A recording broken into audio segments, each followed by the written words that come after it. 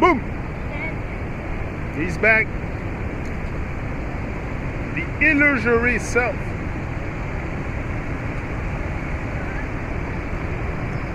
The word I embodies the greatest error and the deepest truth, depending on how it is used.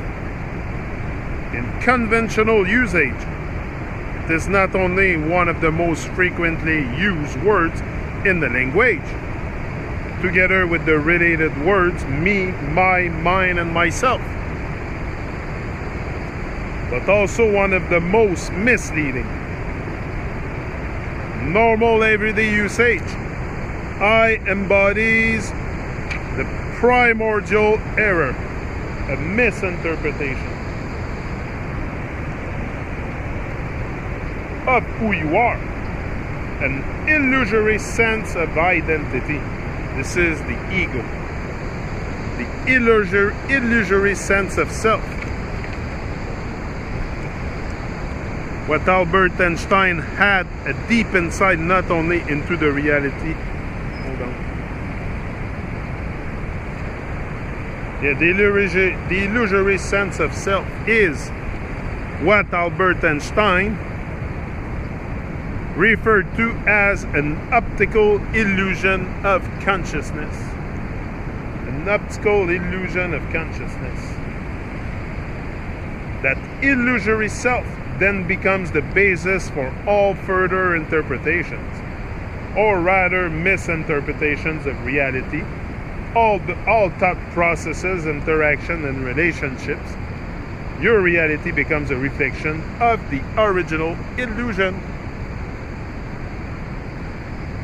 The good news is, if you can recognize illusion as illusion, it dissolves. The recognition of illusion is also its ending. Its survival depends on your mistaking it for reality. In the seeing of who you are not, the reality of who you are emerges by itself. This is what happens as you slowly and carefully read this and the next chapter, which are about the mechanics of the false self, we call the ego. So what is the nature of this illusory self? What you usually refer to when you say I is not who you are. By a monstrous act of reductionism, the infinite depth of who you are is confused with the sound produced by the vocal cords or the thought of I in your mind and whatever the I has identified with. So what do the usual I and the related me, mine, or mine refer to? When a young child learns that the sequence of sound produced by the parent's vocal cord in his or her name, the child begins to equate a word, which in the mind becomes a thought, with who he or she is. At that stage, some children refer to themselves in the third person. That's true. Johnny is hungry. Soon after, they learn the magic word I and equate it with their name. I and equate it with their name, which they have already equated with who they are. Then other thoughts come and merge with the original I thought. The next step are thoughts of me and mine to designate things that are somehow part of I. This is the identification with objects, which means investing things, but ultimately thoughts that represent things, which a sense of self, thereby deriving an identity from them. When my toy breaks or is taken away, intense suffering arises, not because of any intrinsic value that the toy has, The child will soon lose interest in it, and it will be replaced by other toys, other objects. But because of the thought of mind, the toy became part of the child's developing sense of self, the I. And so as the child grows up, the original I thought attracts other thought of itself. It becomes identified with a gender, possession, the sense-perceived body, a nationality, race, religion, professions.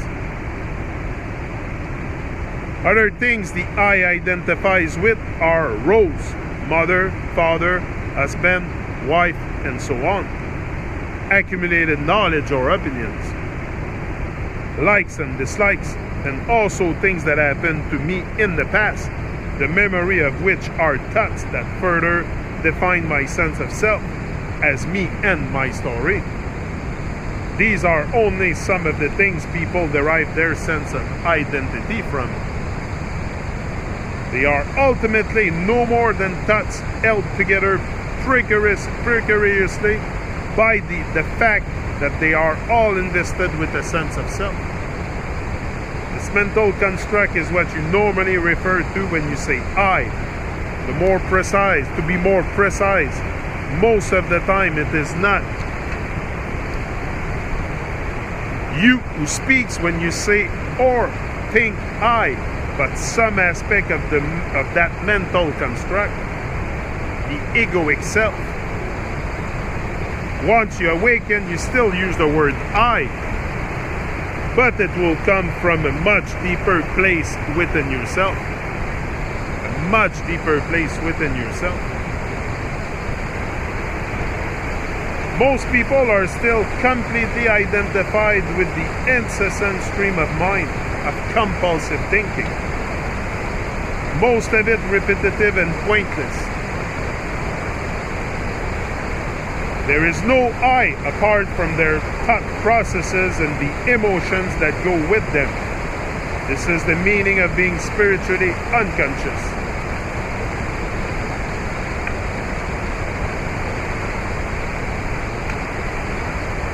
When told that there is a voice in their head that never stops speaking, they say, "What voice?" They say, "What voice?" Or angrily deny it, which of course is the voice, is the thinker, is the unobserved mind. It could almost be looked upon as an entity that has taken possession of them. Some people never forget the first time they disidentified from their thoughts and thus briefly experienced the shift in identity from being the content of their mind to being the awareness in the background. For others, it happened in such a subtle way they hardly notice it. Or they just notice an influx of joy or inner peace without knowing the reason. Without knowing the reason. The voice in the head. The first glimpse of awareness came to me when I was first year student at University of London. I think it's a story, that thing we will skip it. Like I said, I'm not going to read everything from he's telling a story about a woman. So, content and structure of the ego. The egoic mind is completely conditioned by the past. Completely conditioned by the past. Its conditioning is twofold. It consists of content and structure. In the case of a child who cries in deep suffering because his toy has been taken away, the toy represents content. It is interchangeable with any other content, any other toy or objects. The content you identify with is conditioned by your environment, your upbringing, and surrounding culture.